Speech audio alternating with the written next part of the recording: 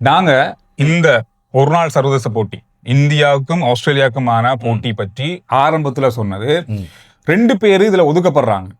ஏனோ தானோன்னு தான் 2 பேரையும் உள்ள எடுத்தாங்க. சரி பரவாயில்ல விரட்டும் அப்படின்ற மாதிரி. ஒரு நாள் சர்வதேச போட்டியில அவங்க உத்தியோகபூர்வமா இன்னும் ஓய்வு அறிவிக்கல, அவங்களுக்கு வாய்ப்பு கொடுத்தே ஆகணும். ரோஹித் சர்மா, விராட் கோலி 2 பேருக்குமே 2 பேருமே வந்து முதல் போட்டியில சரிக்கினாங்க. அது அந்த போட்டியில ரோஹித் சர்மா 10-11 ஓட்டங்கள், கோலி அந்த போட்டி தோல்வி. ரெண்டாவது போட்டியில அதே மாதிரி விராட் கோலி அடுத்தடுத்து எந்தவித ஓட்டம் போடாம ஓட்டங்களை பெற்றார். அவங்க கிட்டத்தட்ட 2 பேருமே பெரிய அளவா எதிர்பார்த்த அளவு ஓட்டங்கள் வச்சு அவ்வளவுதான் பெற்றாங்க. அந்த போட்டியிலையும் இந்தியா தோல்வி. நேற்று நடந்த போட்டி விராட் கோலியும் ரோஹித் சர்மாவும் தாங்க யார் அப்படின்றத நமக்கு சொல்ல தேவையில்லை. ஆனா நேற்று அவங்களோட துடுப்பு மூலமா காட்டினாங்க. 2 பேரும் சேர்ந்து 200 ஓட்டங்கள். நேற்றைய போட்டியில இந்தியா சொல்லல, தனித்தனியா 170. இந்த ஓட்டங்களோட இந்தியா நேற்று வெற்றி.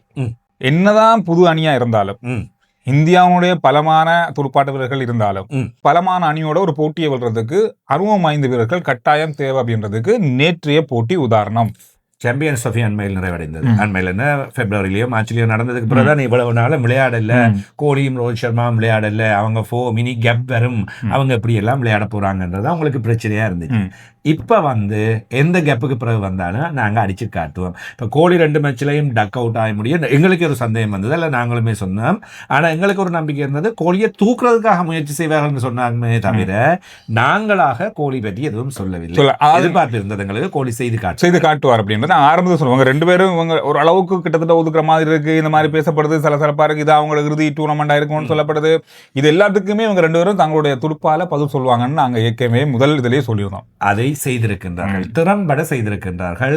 ஒரு நாள் சர்வதேச போட்டிகளில் 2வது கூடுதலான ஓட்டங்களை பெற்றவராக விராட் கோலி சச்சினுக்கு அடுத்தபடியாக இருக்கின்றார். குமார் சங்கக்காரவை முந்தி வந்திருக்கின்றார். அதே போன்று ரோஹித் சர்மா மிக அபாரமான சதம் ஒன்றை பெற்றுக் கொண்டிருக்கின்றார். இவர்கள் இருவரும் இணைந்து பெற்றுக்கொண்ட சதங்கள், சாதனைகள், இப்படி பல விஷயங்கள் இருக்கின்றன. இப்ப இது சந்திர ஏற்கனவே நான் சொல்லிக் கொண்டே இருக்கின்ற விஷயம், நாங்கள் கதைத்துக் கொண்டிருக்கின்றோம். கேப்டன்ஷிப்பை கொடுத்து விட்டு விளையாடுவார்கள். அனுபவம் என்பது போட்டிகளை வெற்றி பெறுவதற்கு தேவை. இந்திய ஆடுகளங்களில் நீங்கள் விளையாடுகின்ற வேளையில் ரோஹித் சர்மா, கோலி இல்லாமல் கூட விளையாடலாம். ஆசிய ஆடுகளங்கள் என்று வைத்துக் கொள்ளுங்கள், அதில கூட விளையாடலாம். இவ்வாறான ஆடுகளங்களுக்கு நீங்க போகின்ற வேளையில் இவர்களுடைய அனுபவம், இவர்கள் விளையாடிய விதங்கள், கடந்த கால போட்டிகள் கட்டாயமாக தேவை.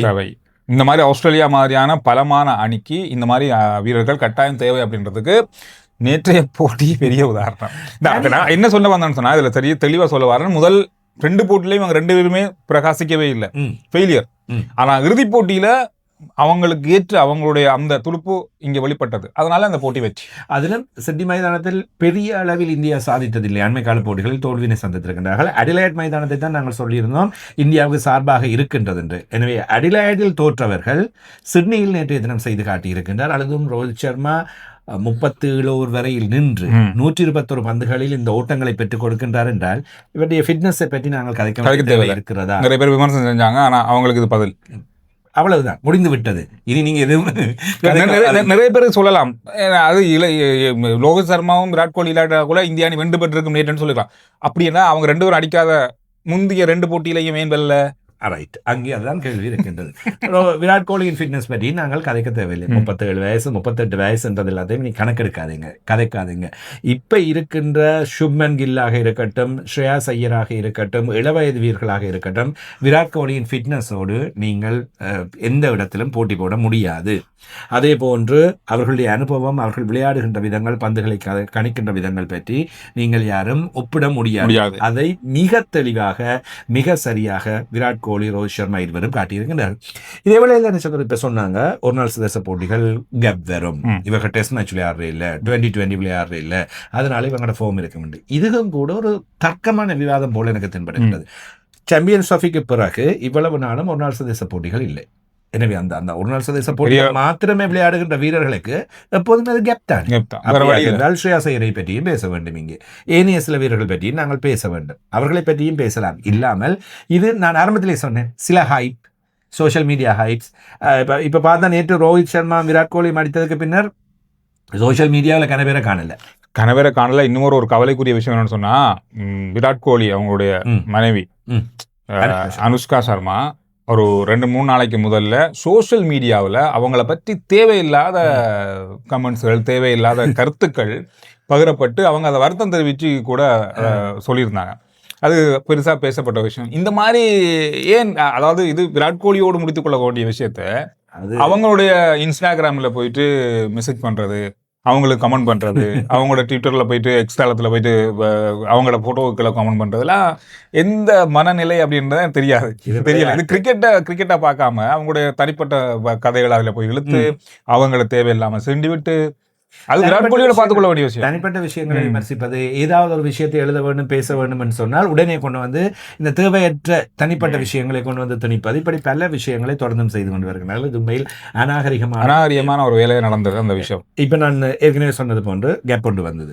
ரைட், இப்ப நாங்கள் இந்த மாதம் போட்டியினை நிறைவு செய்து கொள்கிறோம். இன்னும் 1 மாத கால இடைவெளியில் தென்னாப்பிரிக்கா இந்தியாவுக்கு வரப்போகுது.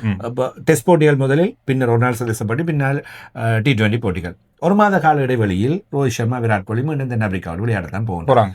பிறகு என்ன இந்த கேப் கொண்டு வரும், இந்த கேப்புக்குள்ளே இவங்க விளையாடாட்டி இவங்களுக்கு பிரச்சனையாகும், ஃபிட்னஸை வச்சிருக்க இல்லாமல் போகும், ஃபோமை வச்சிருக்க இல்லாமல் போகும்.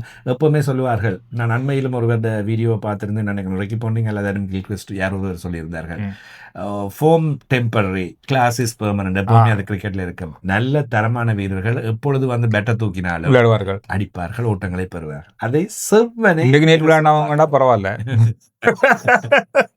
இதுல இன்னொரு விஷயம் என்னன்னா, கம்பீரையும் வைத்து ட்ரோல் செய்வது. கம்பீருக்கும் கோலிக்கும் பிரச்சனைகள் இருக்கலாம், இடையே ரோஹித் சர்மாக்கும் பிரச்சனைகள் இருக்கலாம். இவை எல்லாத்தையும் தாண்டி தான் அணிகள் அமையும். தனித்தனி வீரர்களின் பிரச்சனைகள் இருக்காது. அவர்களுக்கு இடையில் கருத்து முரண்பாடுகள் இருக்கலாம், அல்லது வேறு சில விஷயங்கள் இருக்கலாம். பயிற்றுவிப்பாளராக வருகின்றவருக்கு வேறு ஒரு ஆப்ஷன் இருக்கலாம், தெரிவுக்குழுவினருக்கு இன்னொரு ஆப்ஷன்ஸ் இருக்கலாம். எனவே அவற்றையெல்லாம் சேர்த்து ஒட்டுமொத்தமாக எல்லோரும் ஒன்றிணைந்து விளையாடுவதுதான் கிரிக்கெட். எனவே அப்படியான விஷயங்கள் இருக்கும். இதற்காக இப்ப நேற்றைய தினம் ராணா விக்கெட்டுகள் எடுத்ததும் 4 விக்கெட் எடுத்ததும் கம்பீர் சந்தோஷப்படுகின்றார். கோலியும் தந்தையுடைய வீரர். ரோஹித் சர்மாவும் விராட் கோலியும் ஓட்டங்கள் பெற்றதும் அவர் கவலை அடைந்து விட்டாராம். இப்படி மீன்ஸ் எல்லாம் பார்க்கிறது. இதெல்லாம் உண்மையில் கிரிக்கெட்டுக்குள் என்ன பொறுத்தவரையில் அருவருப்பான விஷயம். கம்பீர் ஏற்கனவே இந்திய அணிக்காக விளையாடிய ஒரு வீரர். அவர் எவ்வளவு கஷ்டப்பட்டிருக்கின்றார், ஓட்டங்களை அள்ளி குவித்திருக்கின்றார், பல சாதனைகளை செய்து கொண்டிருக்கின்றார். 2011ஆம் ஆண்டு உலக கிண்ணம் வெற்றி பெறுவதற்கு அவர் மிக முக்கியமான காரணமாக இருந்தவர். தன்னுடைய சொந்த அணி பயிற்றுவிப்பாளராக இருக்கின்றார் என்றாலும் 2 பேர் தனக்கு பிடிக்காதவர்கள் பெர்ஃபார்ம் பண்ணுவதை அவர் விரும்ப மாட்டார் என்று சொல்வது கூட அபார்த்தமானது.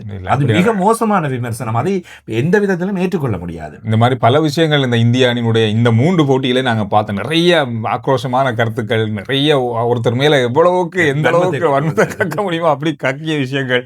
ஆனா நேற்றைய போட்டிக்கு பிறகு அந்த செட்டே காணல. இல்ல, நான் தான் சொன்னேன், சோசியல் மீடியாவில் நேற்றும் இன்றைக்கும் இந்த விமர்சனங்கள் இதை ஒருத்தரையும் காணும், எல்லாரும் ஓடிட்டாங்க. இப்ப திருப்பி நீ அடுத்த மேட்ச் எங்கேயாவது இப்போதைக்கு அடுத்த சீரீஸ் வரையும், தென்னாப்பிரிக்கா சீரீஸ் வரையும் பேச்சு பொருள் இல்ல. அப்ப கொஞ்சம் சைலன்ஸா இருப்பாங்க. அங்க எங்கேயாவது ஒரு ஃபெயிலியர் வந்துட்டுதான் அப்ப திரும்பி ஓடி வருவாங்க. எனவே இப்படித்தான் நிறைய விஷயம் இருக்கு. இந்த போட்டிகள் பற்றியும் இந்த விவரங்கள் பற்றியும் நீங்க பார்த்திருப்பீங்க.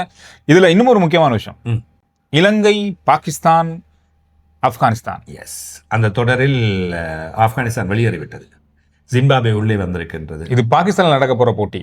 இந்த போட்டியில ஆப்கானிஸ்தானும் பாகிஸ்தானும் இலங்கையும் தான் விளையாட இருந்தது. ஆனா 2 பேருக்கும், பாகிஸ்தானுக்கும் ஆப்கானிஸ்தானுக்கும் இப்ப ராணுவ முறுகல் ஒன்று ஏற்பட்டிருக்கு. இதனால பாகிஸ்தான், அதாவது எல்லை கடந்த ஆப்கானிஸ்தானுக்குள் ஒரு தாக்குதலை மேற்கொண்டதில் 3 கிரிக்கெட் வீரர்கள் கொல்லப்பட்டிருக்கின்றார்கள். தேசிய அணியில் விளையாடாவிட்டாலும் தேசிய அணியோடு நெருக்கமான கிரிக்கெட் வீரர்கள் கொல்லப்பட்டிருக்கின்றார்கள். அதன் பின்னர் உடனடியாகவே ஆப்கானிஸ்தான், நாங்கள் இந்த தொடரிலிருந்து வெளியேறுகிறோம், பாகிஸ்தானுக்கு கிரிக்கெட் விளையாட வரமாட்டோம் என்ற அறிவிப்பை செய்திருக்கின்றார்கள். ஜிம்பாப்வே இதன் காரணமாக வந்திருக்கின்றது. இனி வரப்போற காலத்துல இந்த பாகிஸ்தான் அணி பெரிய ஒரு இக்கட்டான சூழலை சந்திக்க வாய்ப்பு ஏற்படும் அப்படின்னு சொல்லப்படுது. காரணம், ஆசிய கிண்ணம் சர்ச்சை இப்பொழுது மீண்டும் உருவாகின்றது.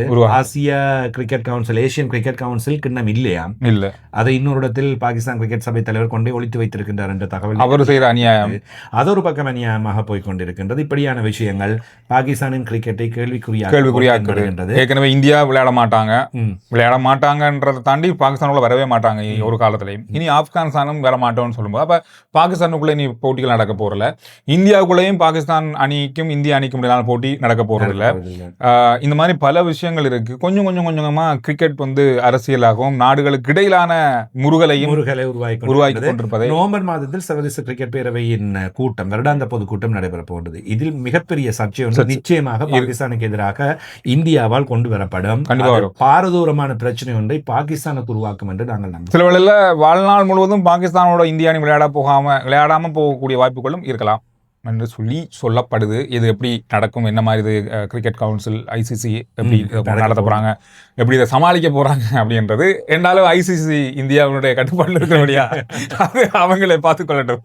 பாப்போம் என்ன நடக்கின்றது என்பதை நாங்கள் நவம்பர் மாதம் வரையில் பார்த்திருக்கலாம். இலங்கை அணி இன்னும் அறிவிக்கல, பாகிஸ்தான் அறிவிக்கவில்லை. ஆனா பாகிஸ்தான் அணி அறிவிக்கப்பட்டு விட்டது. நாங்கள் அடுத்த வீடியோவில் பாகிஸ்தான் அணி தென்னாப்பிரிக்காவுக்கும் இலங்கை ஜிம்பாப்வே அணியுடனான T20 தொடரிலான ஒருநாள் சர்வதேச தொடர் மற்றும் T20 அணிகளுக்கான அணியை அறிவித்திருக்கின்றது. ஒருநாள் சர்வதேச போட்டி அணியின் தலைவர் மாற்றப்பட்டிருக்கின்றார். மீண்டும் அணிக்குள் பல முக்கிய வீரர்கள் உள்வாங்கப்பட்டிருக்கின்றார்கள். இவை பற்றி நாங்கள் நாளைய வீடியோவில் பேசலாம்.